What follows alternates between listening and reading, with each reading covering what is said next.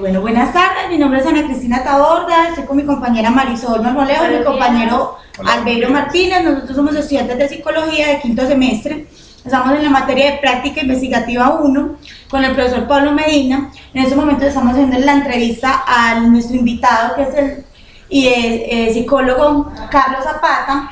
Él nos va a comentar pues un poquito acerca de todo su trabajo y toda su experiencia laboral en el campo de la psicología, ya específicamente en el campo clínico y pues con un énfasis psicoanalítico pues basado en la teoría de Jung. Doctor Carlos, le pregunto pues usted en el momento como en su trayectoria como psicólogo, ¿cómo hizo para pues enfocarse pues en esos momentos como en lo que ha trabajado hasta el momento? Bueno, cuando yo inicio mi estudio de psicología fue en momentos de crisis. Yo estuve en la universidad estudiando filosofía y renuncié a las pataletas de la juventud, como todo el mundo, no sabe para dónde es que va, ¿sí? Que no sabía si elegir el arte, el teatro, la música, en fin, que salgo y me dedico a trabajar con la comunidad. Me caso por esa misma época y los sueños son los que me llevan otra vez a la universidad. Comencé a soñar que me preguntaban, que no sabía responder y era una angustia permanente de los sueños. Entonces le dije a mi esposa, yo creo que tengo que volver a estudiar. Entonces volví a pedir el reingreso, me lo admiten, yo estudié en la Antioquia. Inicié en el año 95 ya con 35 años de edad, con todo el susto del mundo, y desde que llegué donde era, porque mis primeras materias con una mera profe vi a Jung, entré en materias completamente pues distintas, pero que a ella le gustaba trabajar la teoría, y me encarreté. Desde eso soy psicólogo, comencé a ejercer de alguna manera la clínica sin graduarme. En el 98 comencé a tener compañeros, familiares, o sea que yo estaba no estaba formado del todo pues en la carrera. Y en el 2002 me graduó y ya venía enquistado yo porque ya teníamos una casa para atender que se llama la Casa Verde en Medellín y desde eso vengo haciendo clínica. ¿Y qué es la Casa Verde? ¿Qué se dedica? La Casa Verde era una casita que quedaba por la Clínica León 13 y alquilamos una casita pues que la pared fuera verde y ahí instalamos un grupito de trabajo, varios psicólogos, una fisioterapeuta y otros con corrientes distintas. Había una trabajadora social, pero fue un fracaso pues económico porque realmente estábamos todavía muy pequeñitos a nivel mental para entender que era un trabajo de grupo y que era entender que es una empresa como tal y más de esta índole. Entonces nos tocó entregar y ya fui a buscar, fui a llevar mi propuesta al Ágora, desde eso estoy en el Ágora desde 2004-2005. Profe, tengo una pregunta. ¿Cómo ha sido su trabajo?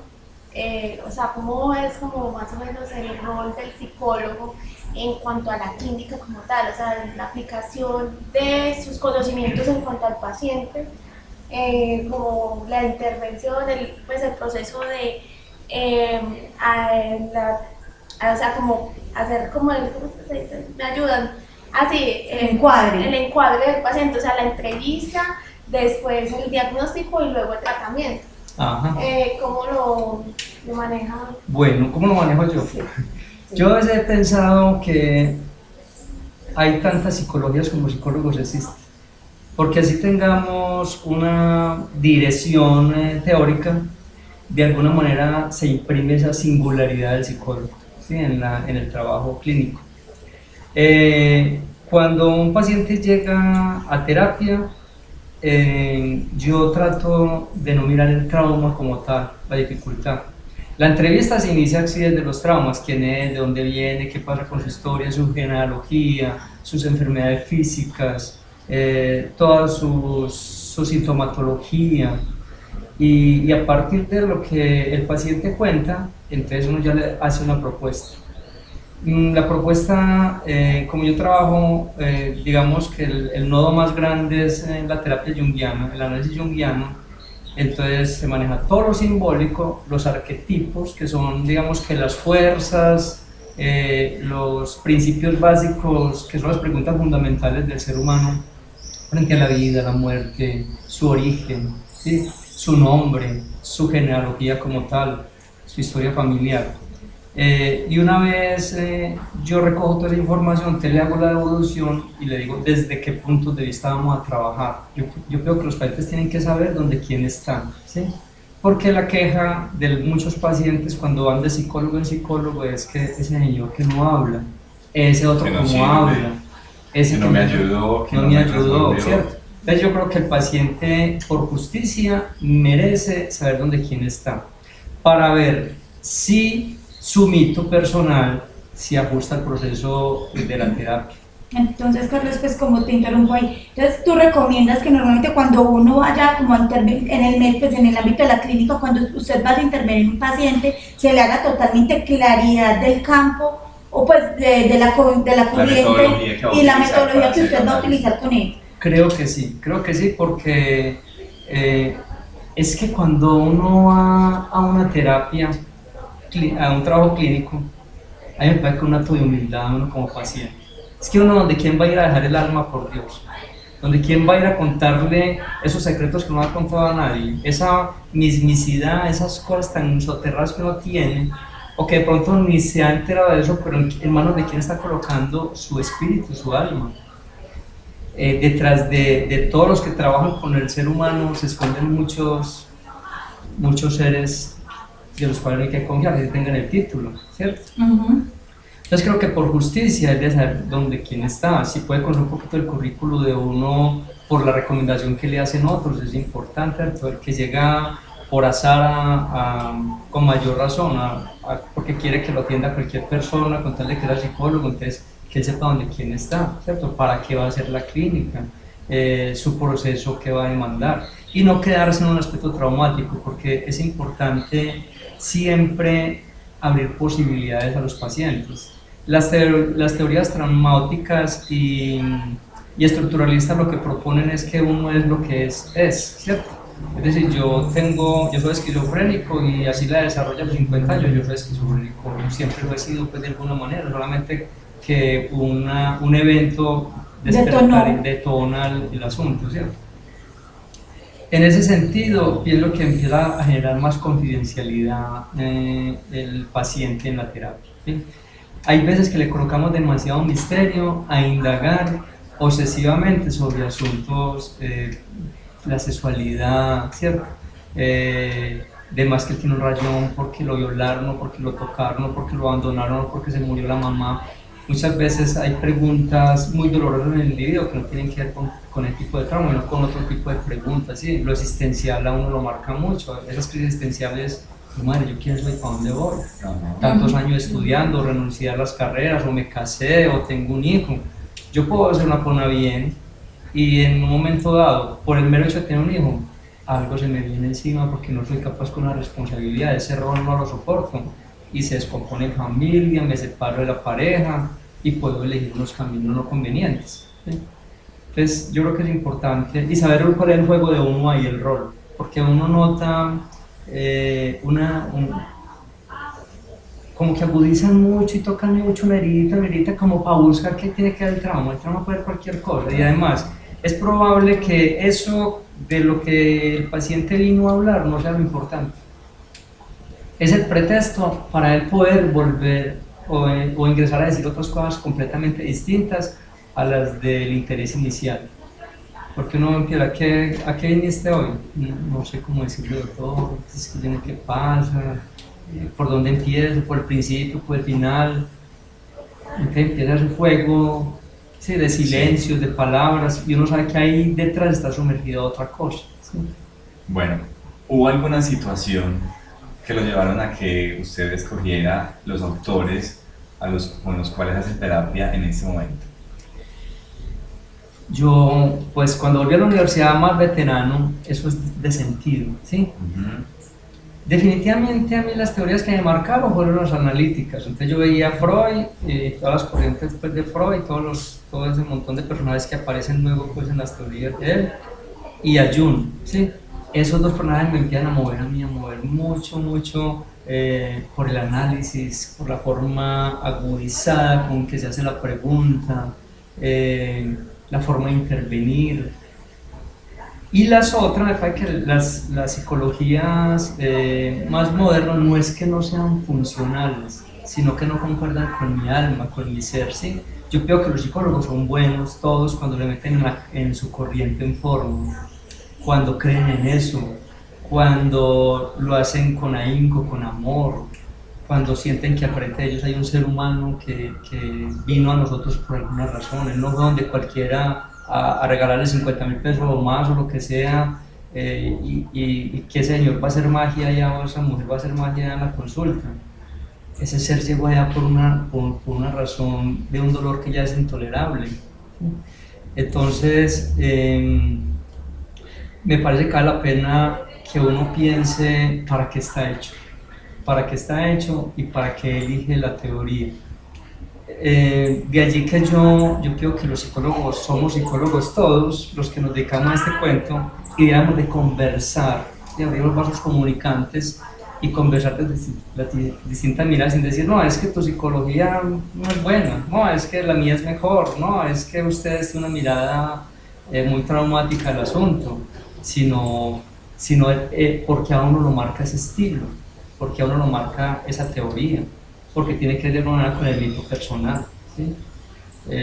Teorías de inundación, teorías simbólicas, las teorías analíticas. Por ejemplo, la mayoría de los analistas junguianos o psicoanalistas, yo no sé qué les pasó, pero abandonaron el sueño. El fenómeno del sueño es lo básico para las teorías analíticas. Es donde uno ingresa, pues, y por los actos fallidos y todo este cuento, ¿cierto?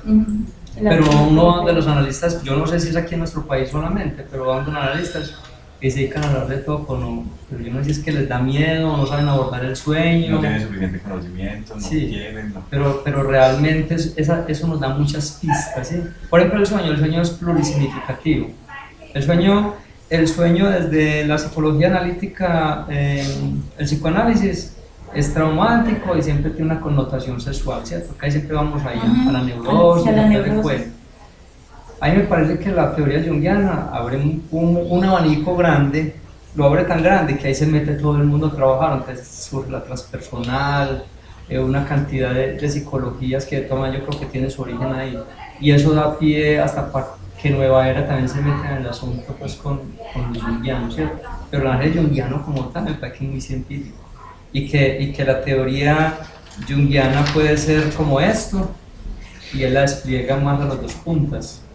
El análisis teórico de Freud lo despliega en las dos puntas, amplifica qué es lo inconsciente y cómo nace en lo arquetípico y cómo se despliega, pues, el análisis, por ejemplo, junguiano lo nombra como si fuera una fuente donde uno tiene una roca o una charca donde uno tiene una roca y se expanden las olas, esa amplificación constante. No abandonar la imagen inicial y uno amplificarla, mientras que el análisis freudiano lo que propone es divagar, lo que llamamos asociación libre. Entonces uno, asociando libremente, se pierde del objeto como tal. Tengo ¿sí? una pregunta. ¿Qué tan importante ha sido para su trabajo como psicólogo contar con una interdisciplinariedad, o sea, unos profesionales de otras disciplinas? No, genial, porque por ejemplo en el Ágora que tenemos trabajo en equipo, hay muchas disciplinas ahí, ¿cierto? Nos aprendimos a escuchar, a interesarnos por la forma como interviene cada uno. Y ahí es donde uno no puede quedar ortodoxo frente a la intervención, sino que a uno le sirven pistas de las otras corrientes. Pistas que a uno las modula a la corriente y a la manera como uno imprime el análisis, ¿cierto? Pero lo de cada corriente me parece que es supremamente sagrado y uno tiene que respetar eso. A mí me parece que es hora de que los psicólogos, al menos en nuestro país o aquí en Antioquia, dejemos de pensar de que no, esa psicología es de los otros, no, eso de la Antioquia, no, eso de la Universidad de Envigado. No, somos psicólogos todos tenemos una manera de intervenir, me parece que es una manera sagrada, todos tenemos una manera de entender al individuo. Pero también incluir, por ejemplo, otras disciplinas, por ejemplo, los psiquiatras, sociólogos, los antropólogos, esas disciplinas, el trabajo social, ¿cierto? También la hemos mencionado, esas cómo vienen también a trabajar junto con el rol del psicólogo clínico? Lo que pasa es que cada uno desde su postura hace su aporte, ¿sí? Cada uno saca, pongamos un sancocho, saca un sancocho, lo que más le gusta, a uno le gusta la papa, al otro la yuca, al otro la carne, al otro el caldo, ¿sí? Cada uno se nutre. Cuando uno lee cualquier texto, una novela, un texto científico, ¿yo aquí me estoy nutriendo? De las interpretaciones que yo necesito para la elaboración que yo estoy manejando, que es una teoría, ¿cierto? Esto me sirve para tal, este temita, esta expresión, uno va recogiendo. La antropología nos hace un aporte importante, ¿cierto? Desde ese conocimiento de las comunidades, ¿sí? De cómo viven los ancestros, de cómo se relacionan las sociedades, las familias. Entonces ellos nos hacen un aporte antropológico, ¿sí? El trabajo social conoce muy bien esos esquemas que ellos manejan de familia, ¿sí? Y uno ve mucho trabajo social que se dedica a la clínica, porque empiezan a darse cuenta que es de interés conocer un poco más de esa relación que hay familiar, ¿sí? De esos nodos que existen o en la comunidad cercana a esa casa de su familia. Y cada uno aporta, pues yo aprendí como a ser tranquilo. A mí me pareció importante llegar de cierta edad a la universidad porque iba con deseos de beber conocimiento, de desmontarme la idea de que esta es mejor o aquella es peor, ¿sí? de que ellos están diciendo mentiras y aquel dice la verdad. No, recojamos todos los conocimientos, eso no es gratis. Eso no es gratis. El hombre anda explorando desde que se conoce conocimiento y cada uno le imprime un sello distinto. Es decir, que la antropología, que la sociología o que las matemáticas, que eso no es funcional. No elegimos el camino de una u otra teoría, sino la psicología, porque digamos que ese es el sello del alma de uno. Yo no me veo sin ser psicólogo. Yo por ejemplo, yo toda la vida he sido negociante. Y yo soy capaz de no negociar por irme a hacer psicología, ¿cierto? Es una respuesta que yo creo que habías estado esperando hace mucho tiempo. Sí, porque pues, o sea, aparte de que estamos aquí estudiando, todos quisiéramos darle una respuesta a por qué estamos estudiando psicología. Y es por el solo hecho de no verse haciendo otra cosa que haciendo psicología. Exacto, sí. Independientemente de la corriente a los que nos miramos ahí. El campo, Así, independientemente de eso. No nos debemos hacer otra cosa que haciendo psicología. Sea social comunitaria, sea psicoanalítica, o sea, es por el simple hecho de que no nos debemos hacer. Por la entrevista pues, de la empresa, del trabajador que llega. Sí, entonces, por ejemplo, a partir de eso, ¿cuál es el conocimiento más importante o el aprendizaje más importante desde su práctica laboral que quisiera compartir con los futuros estudiantes de psicología? Yo pienso que lo que vivo día a día en terapia, ¿sí?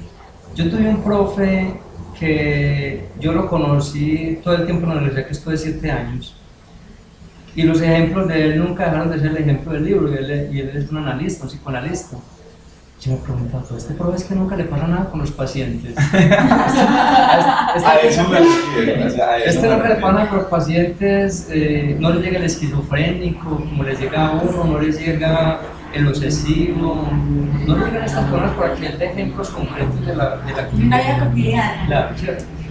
Yo me siento que la terapia ingresa también en mí. Cuando entra un paciente a terapia, es un paciente nuevo. Es más, cuando llega a la otra consulta, vuelve a ser nuevo, porque es que ahí me fue muy bien en la primera intervención, en la segunda, puede ser un caos, ¿cierto? Porque se mueven muchas cosas, se mueven cosas en él y en uno. Algunos quieren guardar un antifaz, se coloca un antifaz en la terapia, no quieren expresar nada, son planos. No, hay terapias que no lo tocan, terapias que no lo tocan tenaz.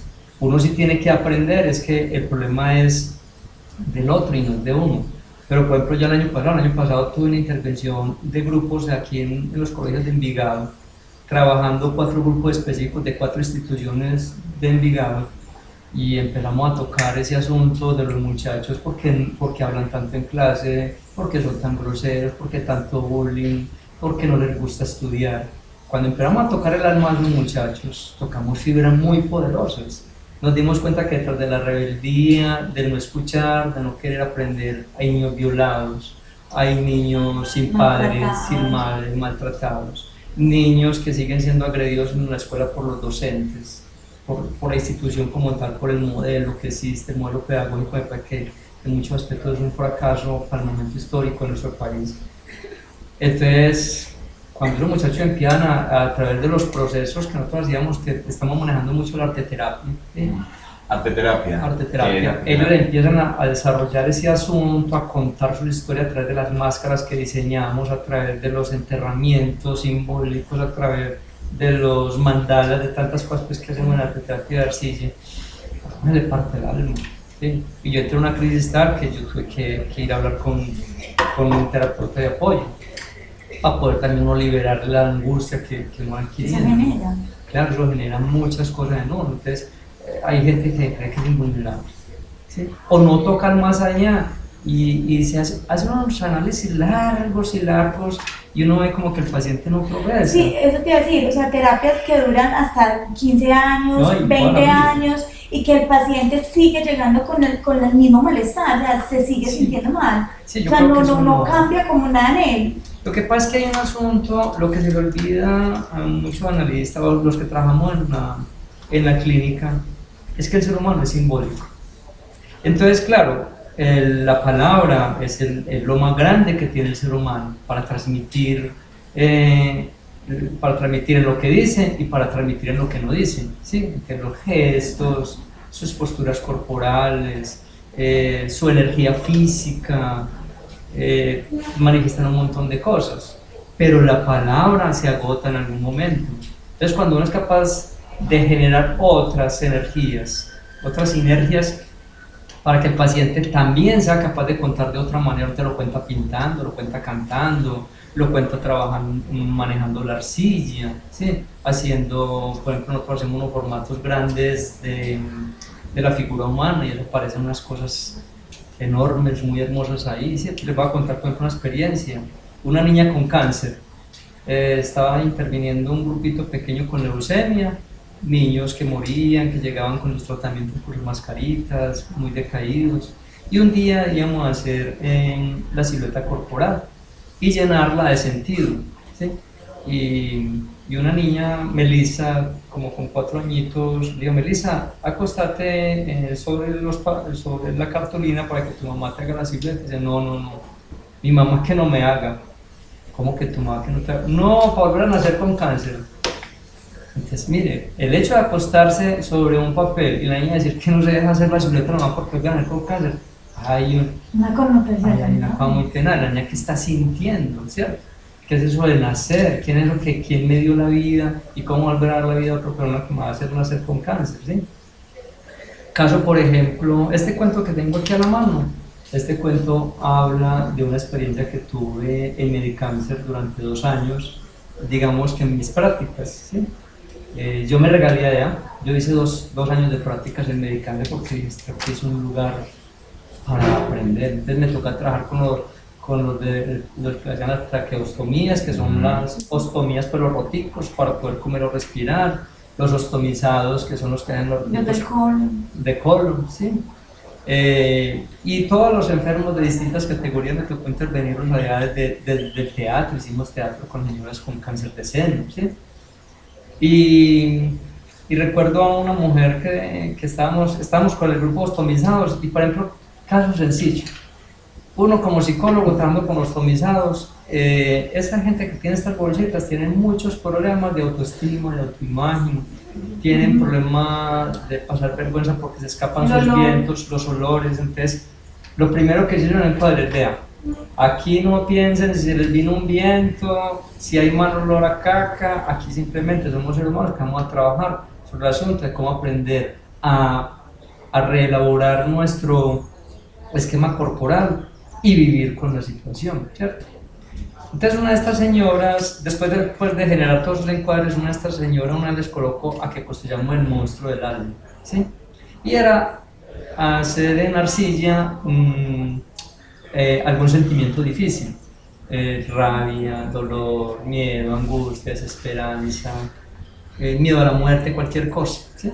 Entonces algunas decían que iban a traer la tristeza, que otra la soledad, y cada uno empieza a elaborar en su barrito distintas figuritas. Y una de las señoras, de las más jóvenes que había, una mujer 36 años más o menos, yo no entiendo su labor, que yo no entiendo la propuesta. Y yo, pues, ¿cómo que no entiendes? Un sentimiento de cualquier cosa que te aterre, que te dé ira, que te descomponga, cualquier cosa que no te deja marchar en la vida, que yo no entiendo, y coge el barro y lo tira lejos, y sigue para allá, hagamos una cosa, que no entienda está bien, pero estamos en un grupo y yo creo que el grupo merece respeto. Quédese acá escuchando a los compañeros qué sucede con ellos, ¿cierto? Y fuera de eso vas pensando qué sucede con vos en este momento que estás tan irascible conmigo y con la propuesta, que te cerraste a no entenderlo. En fin, cada uno habló de por qué estaba triste, por qué mantiene rabia, por qué está peleado con Dios, qué pasó con el esposo que no volvió a tener relaciones sexuales porque le da fastidio, qué pasa con los hijos que no hay un alimento de ellos que porque la mamá huele a caca, ¿cierto? O cualquier otro montón de fenómenos que uno se da cuenta pues que suceden ahí por el bien o mal manejo de la ostomía, más lo que genera pues en la figura y en la comprensión corporal. Cuando yo le dije a ella, bueno, ya tus compañeros querés hablar sobre esto, yo no. Entonces yo fui por la silla que había lanzado y la silla quedó como si fuera un grito. Y yo le dije, mira, y ella comenzó a llorar y es que tengo mucha rabia con Dios, tengo rabia con tal, y empezó a hablar de la ira, eso es el demonio suyo, ese es su monstruo, ¿sí? Y entonces ella desahogó su dolor y permitió que entendiera, a partir de los procesos que hicimos, que entendiera la nueva situación y empezara a sentir que ella puede desarrollar un proyecto de vida, ¿sí?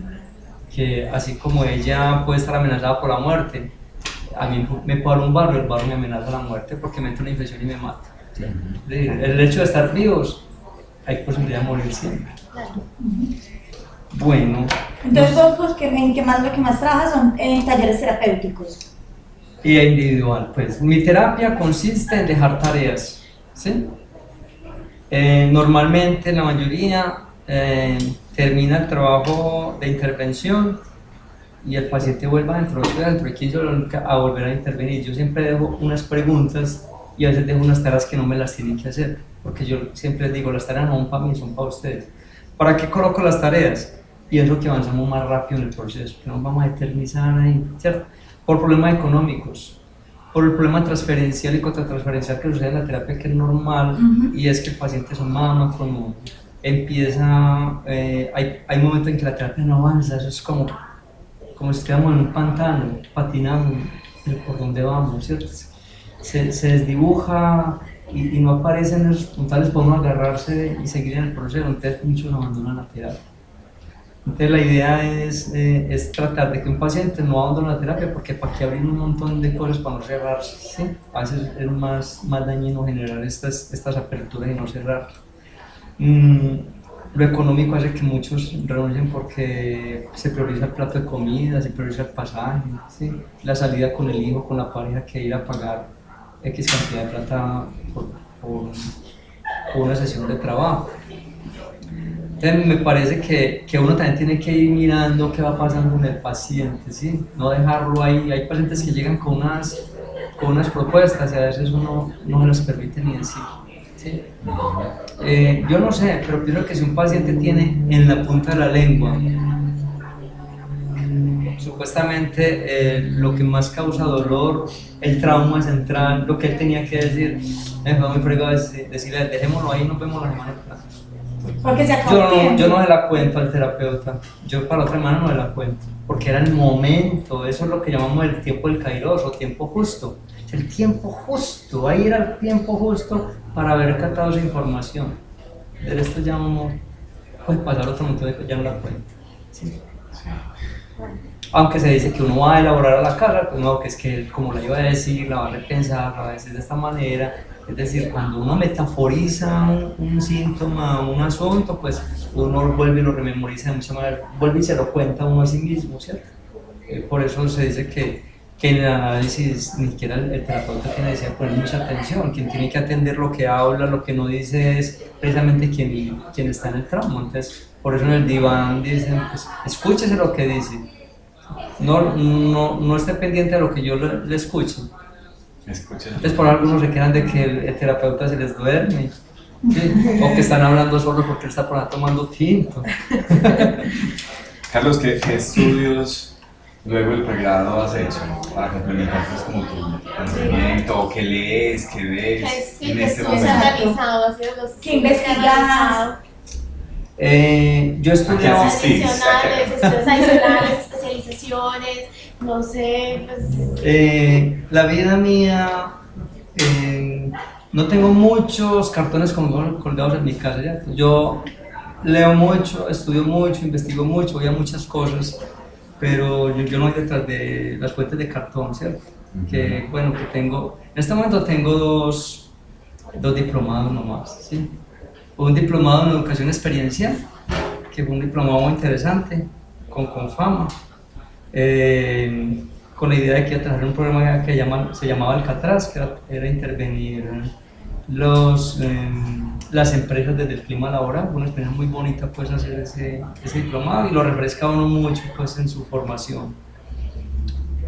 Reciente nos entregan aquí, la semana entrante nos entregan un diplomado que hicimos en inclusión a partir de las propuestas del índice de inclusión que surge pues en Europa, y que ahora todos los programas que ustedes ven de andenes señalizados para los invidentes, todo el tema que está trabajando en las escuelas sobre inclusión tiene que ver con ese curso que hicimos, ¿sí? De cómo las barreras para el aprendizaje, para la comunicación, las barreras sociales, arquitectónicas, son los que generan precisamente la división social, la dificultad, la no accesibilidad al conocimiento. Entonces el sordo, el mocho, el invidente, cada uno, si no tiene una familia y una sociedad que lo acompañe para que las barreras se minimicen cada vez más,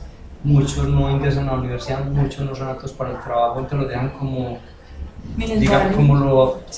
inválidos, o como los boitos de la casa, como se hacía en épocas de nosotros, ¿cierto? Hace 30, 40 años, pues el que tenía alguna dificultad era el boito de la casa, o el boito del barrio, o el boito del pueblo, y ya. Entonces con este asunto de inclusión, el gobierno colombiano está preguntando es cómo minimizar las barreras para que haya igualdad, ¿cierto? Para que haya inclusión y cualquier persona tenga oportunidad de acceder al conocimiento, al trabajo, lo que sea. Eso es como lo básico. Escribo, leo y trato de ver muchas fuentes. Mire, yo recuerdo cuando un profesor nos decía, pilas con hacerle un análisis a un tumor. Una persona con un tumor del cerebro empieza a alucinar, empieza a tener un problema depresivo por todo lo que sucede pues a partir del tumor. Entonces uno pues muchas veces hacemos un análisis a un hambre, con hambre permanente porque no tiene acceso al trabajo, a la alimentación, que nos estamos haciendo análisis a un estómago vacío, ¿sí?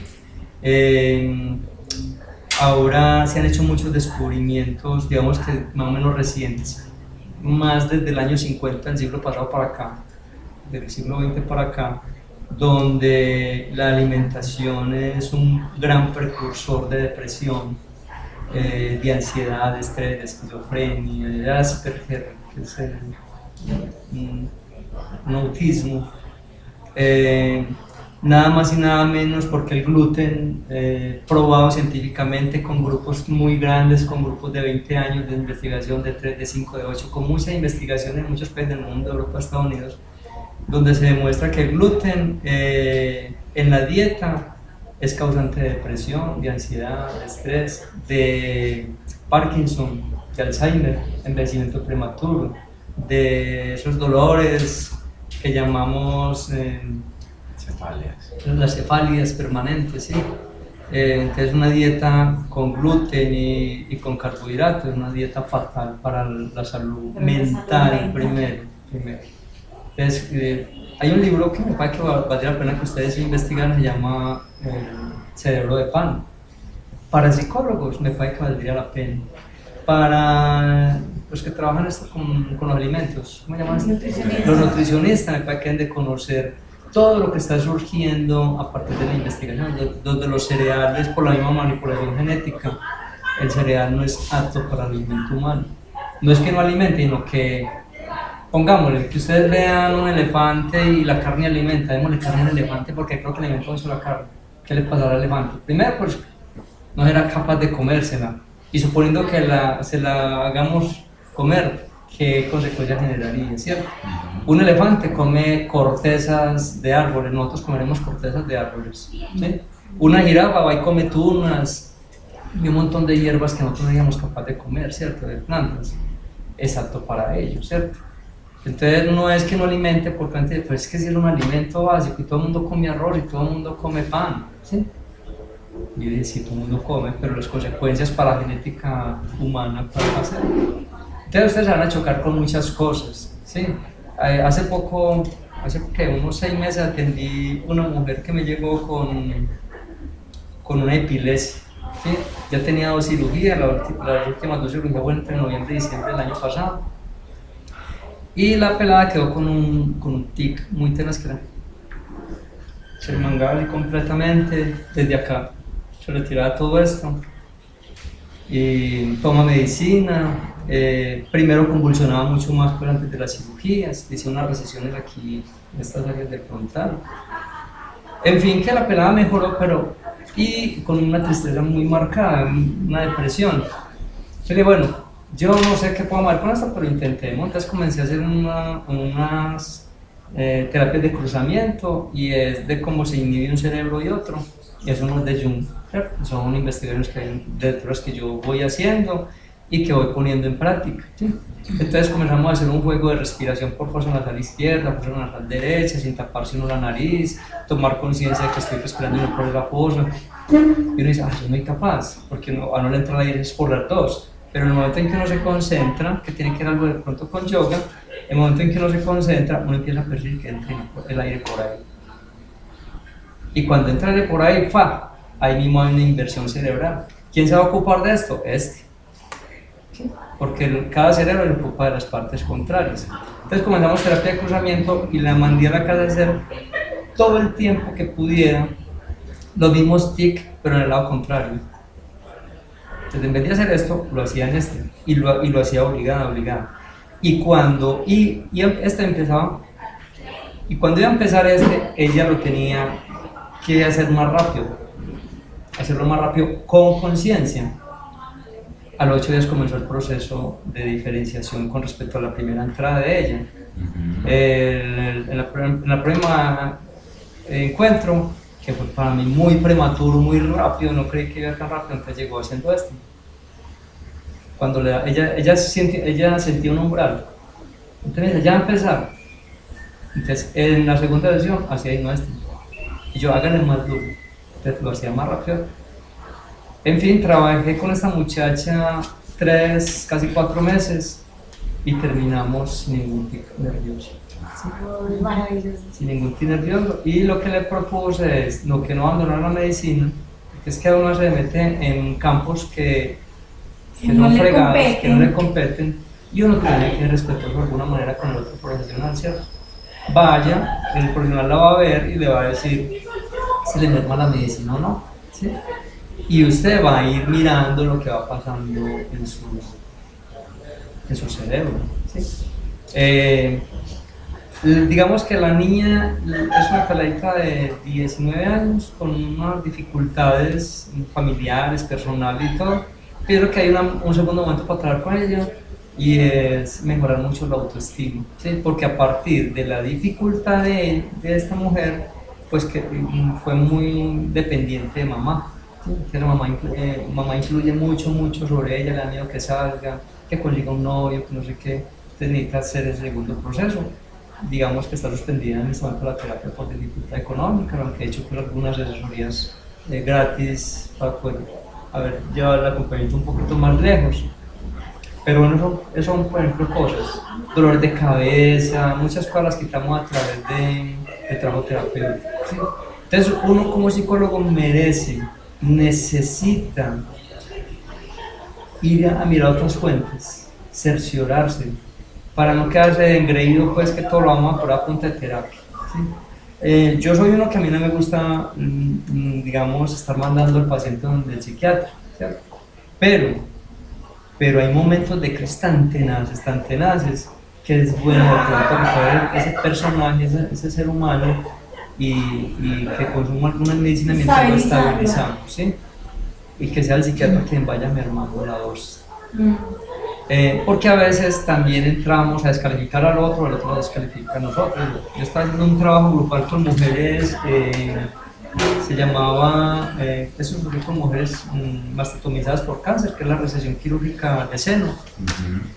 Y el grupo se amplió y entró a entrar otro grupo, otras mujeres, que lo llamamos los estigmas de Perséfone. De cómo Perséfone tiene que ir al Hades, ustedes conocen el mito de Perséfone, que tiene que ir al Hades después de que Hades se la roba, ir al Hades cada 6 meses, porque a veces habla de ciclos, de yo me deprimo cada 6 meses, me enfermo cada 6 meses. En fin, que comenzamos con este grupo de mujeres y una vez jugamos a la silla vacía, unos de los grupales, ¿sí? Y entonces fuimos sentando una por una y cada una hablaba de quién había al frente. Y una de estas señoras, yo le pregunté quién está en el silla vacía y me dice, yo no sé, brigadier. Y me dice, no, ahí estoy yo de 28 años. Y yo, ¿y esa mujer quién es? Y esa mujer es una prostituta. Sí, contame quién es ella. Entonces ella comienza a hablar, a decirme a mí, ella es una prostituta. No me siga hablando a mí, siga hablando con ella. Entonces comenzó a hablar, pues una prostituta, sí. Y ¿sabes lo que dejaste en mi vida? Hoy soy una mujer enferma, sola, yo me desprecio. Y empecé a hablar con ella, con esa mujer. Y entonces yo es que me siento ahí frente a ella y yo soy esa prostituta. Y ahora me vas a decir a mí que por mí es que vos sos lo que soy hoy en día. Vos puedes tener control sobre mí. Te empieza ese juego simbólico de introversión, de que ella es ella y al mismo tiempo es otra. Y en el proceso surgió una cosa muy tenaz. Esa mujer no tenía gripa ese día, no tenía una congestión nasal. Empezó a llorar mucho y empezó a botar mocos por boca y nariz.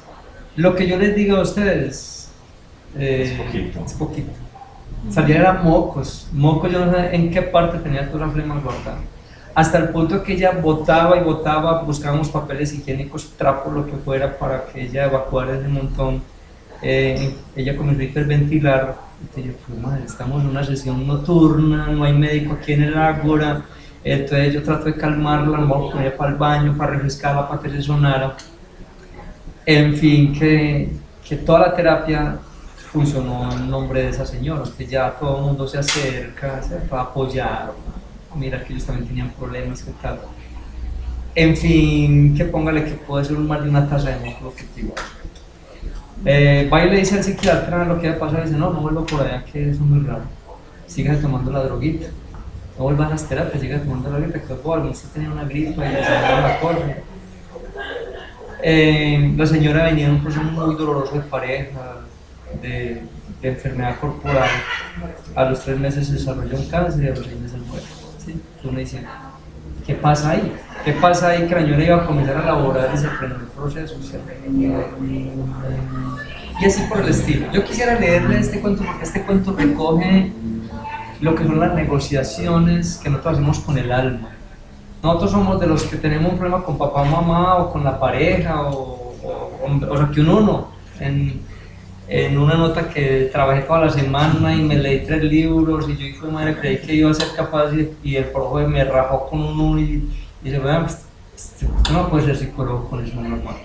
Y entonces lo tiro uno a la olla y uno empieza a decir que cuando morirme, qué pereza esto, ojalá renunciar.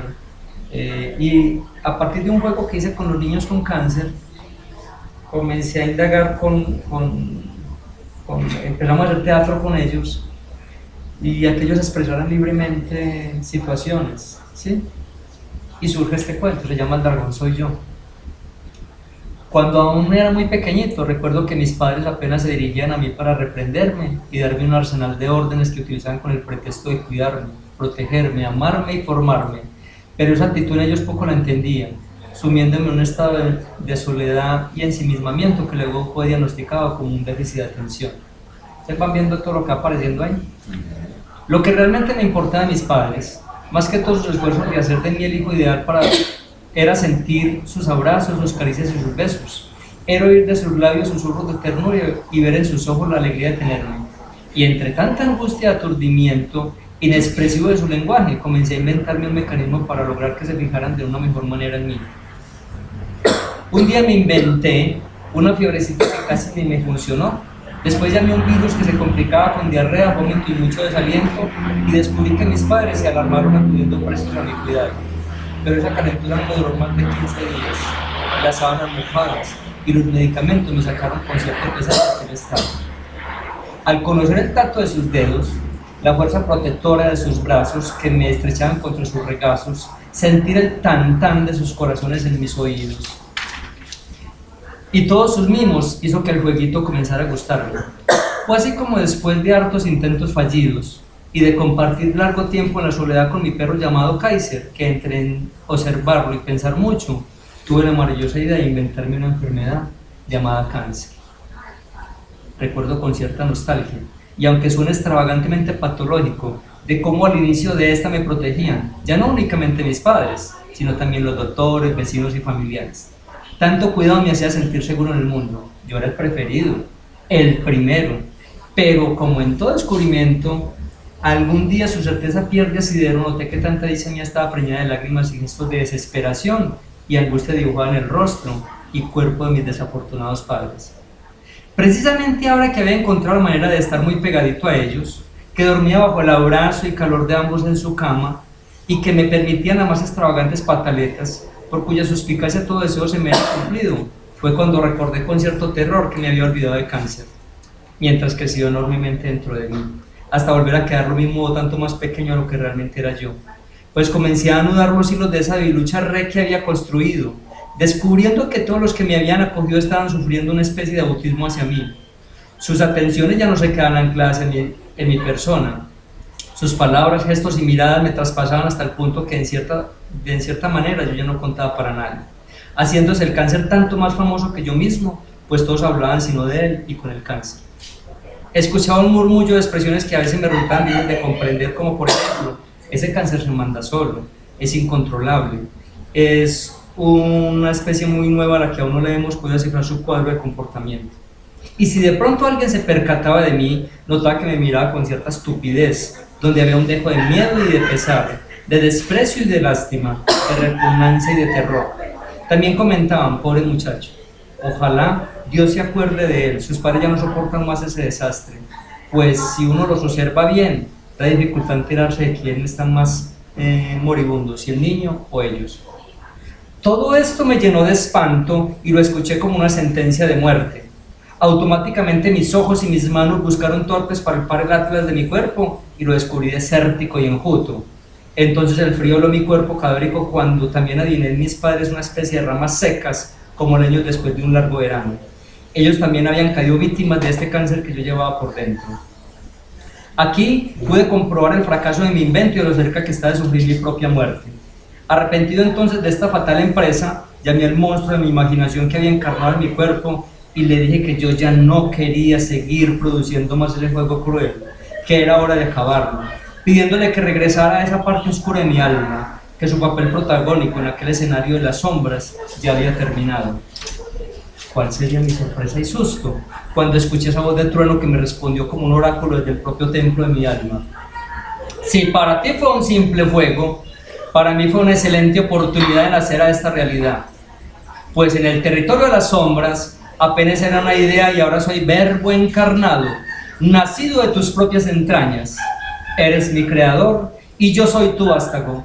¿Cómo irme ahora que soy importante y de gran tamaño? Nunca nadie me había tratado tan bien como tú y como todos aquellos alrededor tuyo que me hicieron un personaje famoso. Perdona, pero no lastimes aún mi frágil ego. Y para que lo sepas de una vez, yo no me voy de aquí. Aquí me quedo, así te jodas. Este lugar me lo merezco, pues por él he trabajado toda mi corta vida. Un trato conmigo es ley, y las escrituras reposan en tu propia sangre. Luego de esta terrible declaratoria de potestad y esclavismo, vino un profundo silencio. Yo, niño indefenso y cáncer dragón, nos miramos largo rato. Él tan fiero y yo indefenso y flacucho llorón, entramos en una extraña y compleja comunicación de sensaciones e intuiciones, de pensamientos y sentimientos. En aquel hermético diálogo descubrí que el monstruo temía verme de frente y que detrás de su draconiente imagen se escondía un niño triste y aterrado, también con temor a morir como yo, pues al verme moribundo comprendió que si me devoraba todo, también él sucumbiría conmigo, sin quedar rastro de aquel gigantesco obelisco que yo he erigido casi ingenuamente con mis sentimientos difíciles. Yo, niño malcriado y cáncer dragón, después de sufrir la más terrible liminalidad, de visitar juntos el Averno, de acampar entre mandrágoras y narcisos, nos abrazamos por largo rato. Luego de hacernos grandes amigos hasta el fin de los tiempos, pedimos perdón a los dioses, les dimos gracias por permitirnos conocer lo demoníaco y lo divino nuestro, con el firme propósito de cada vez que nos visite la sombra, no volver a hacernos jamás daño alguno. Finalmente, el cáncer y yo nos retiramos en silencio, cada uno por su propio camino, muy agradecidos por tan maravilloso encuentro, y fuimos en busca de otros caminos y senderos más seguros para construir la vida y también para construir la muerte, mientras aún sigamos vivos. Entonces aquí Mamo le recoge la historia, ¿sí? Una historia dolorosa con estos muchachitos, porque me tocó el caso, por ejemplo, de un muchacho llamado Carlos, un niño de 6 añitos. Conversando con Carlos me di cuenta que es un niño con muchos ideales, que es un niño que aunque tiene cáncer, tiene un proyecto de vida, quiere jugar, quiere divertirse, y la mamá, en nombre del cáncer, no le deja hacer nada, no juegue, no corra, no salte porque está enfermo. Este niño se siente muy cohibido y siente que necesita vivir, que necesita moverse, que necesita hacer cosas, porque es que la emergencia de la muerte está ahí, ¿cierto? Entonces necesita desplegar un montón de energías que la enfermedad y los tratamientos no nos están permitiendo. Entonces, entre conversar y conversar con Carlos y jugar, comencé a crear un cuento que se llama El gusanito que soñaba con volar. Hice el primer bosquejo del cuentico, donde más o menos se narra un gusano que quiere volar y todo, y el mundo gusaniento le dice que eso no se puede pensar, que los gusanos tienen que comer tierra y polvo, que ellos tienen que andar por entre la humedad, que ninguno no puede volar. Entonces empiezan a decirle que es loco en la escuela a los gusanos, los maestros dicen que el niño está enfermo, te lo mandan donde psiquiatras, donde echan manos, le dan bebidas, le dan aromática, todo, porque ese gusano está delirando. Y él dice, ¿yo qué hago si tengo una voz que me dice que yo no puedo? Y otra me dice, vuela gusanito, vuela, que vos sos capaz de volar. Y entre tanta cosa, el gusanito sale de la casa llorando, sale llorando, angustiado de qué hacer con su vida, que él está loco, que él es muy distinto a los otros gusanos. Entonces estamos hablando de esas diferencias, ¿cierto? Entonces mire que buscamos un gusano que empieza lo estamos mostrando como un personaje con traumas, ¿sí? Porque sale de la media, de lo normal, de lo que se admite como verdad, como certeza. No, entonces queríamos pues también como para ir concluyendo concluyendo como en la entrevista, qué es lo que nos recomienda como a todos los que vamos a ser futuros psicólogos para escoger su campo. Sí. Pienso que es importante valerse un poco de la intuición, ¿cierto? Hay varias cosas que afuera nos está esperando. El mundo económico es una realidad.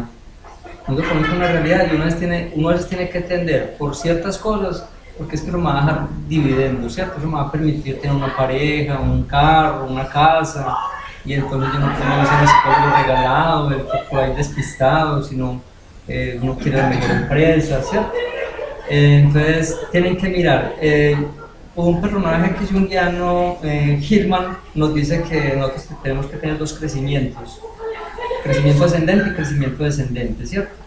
El crecimiento descendente es el enraizamiento, el empoderamiento, la espiritualidad de alguna manera, conocer el mundo psíquico, el mundo de la sombra, conocer quiénes somos en nuestras proyecciones, ¿sí? Porque yo a veces yo proyecto lo que yo soy bueno y lo que soy malo, ¿sí? Y yo veo en cada uno de ustedes lo que ustedes tienen bueno para mí, pero también lo que yo detesto en mí. Entonces en el crecimiento descendente a ustedes les toca aprender ¿para qué están estudiando psicología? ¿Para ganar dinero? ¿Para hacer un champú de fama? Y tener unos cartones y de pronto ser célebres, ¿sí? Por las grandes conferencias, por los grandes públicos, por grandes reconocimientos, ¿sí? Les gusta lo humano, aman al ser humano, ¿sí? Creen en el ser humano, porque cuando uno hace terapia, porque uno quiere creer que el ser humano puede realizar caminos distintos a tanto trauma que el ser humano vive, ¿cierto? A nivel individual y cultural. Tienen que pensar para quiénes van a trabajar. Los que trabajamos con la salud, allá intrínseco hay un mandato estatal: compóngame lo que está descompuesto, el que está loco, cuádremelo, porque ese loco me genera muchos gastos, ¿sí? El delincuente, búsquele cómo generar otras cosas, porque ese me genera muchos problemas, cárceles, demandas, costos. Es decir, al Estado le cuesta, la enfermedad de la población le cuesta infiernos de plata, ¿cierto? A nuestras familias, nuestros hijos enfermos, nuestros familiares enfermos nos generan infiernos de plata. Las enfermedades son causantes de que muchas empresas se vayan a pique. Uno ve familias que florecen y a través de una enfermedad psicológica, emocional, de cualquier índole, lleva la economía al traste y lleva la salud mental al traste, la salud física. Entonces el Estado le está diciendo que usted tiene un encargo social, pero a veces por hacer el encargo social se le olvida lo humano, porque a uno llega, por ejemplo, una mamá y me dice: ve, a mi niño no me obedece, dígale que se maneje bien, por favor, sí, porque es que está viendo muy maluco. Entonces uno dice, bueno, uno entrevista al niño y dice: no, es que este niño está muy maltratado, este niño merece pues gritarle al papá, ¿cierto? Entonces, yo como cojo a ese niño para el bienestar de una familia, hacerla feliz, a contra de un niño suicida, de un niño depresivo a futuro. Entonces ahí es donde uno tiene que jugar para quien está trabajando, ¿sí? Ahí hay que cuidar mucho los intereses, ¿sí? Que ustedes no resulten cargando con un montón de cosas antiéticas que no te les puede generar dinero o no, pero que a la larga van en detrimento de seres humanos, de nada en detrimento. La idea no es tampoco, en el ejemplo claro, entonces los papás y la mamá hay que dejarlos pues que no tengan un cambio, hay que invitarlos a un cambio para que el niño genere también unos cambios y más bien el tratamiento sea familiar, ¿cierto? Entonces, muchísimas gracias Con por mucho gusto. Muchas gracias. muchas gracias por estar acá, No sé por si- compartirnos su conocimiento, su experiencia. Todo me parece muy enriquecedor y nos abre mucho como el espectro y como que nos abre mucho la visión a lo que va a ser en un futuro, pues el desempeño de nosotros como futuros psicólogos. Nos gustó muchísimo su Con mucho postura, gusto. No sé mil si gracias. esto llega pues a colmar todas las necesidades que ustedes tenían, No, sí. porque uno a veces Exacto, no, o sea, y yo creo que en este campo nunca se va a satisfacer absolutamente nada. Todos los días vamos a estar en una total retroalimentación, pero en el momento, o sea, nos cumple mucho la expectativa que teníamos y nos abre mucho el panorama. más cerca Con mucho de la gusto. entrevista. Muchas gracias. Muchas gracias, Carlos. Muchas gracias.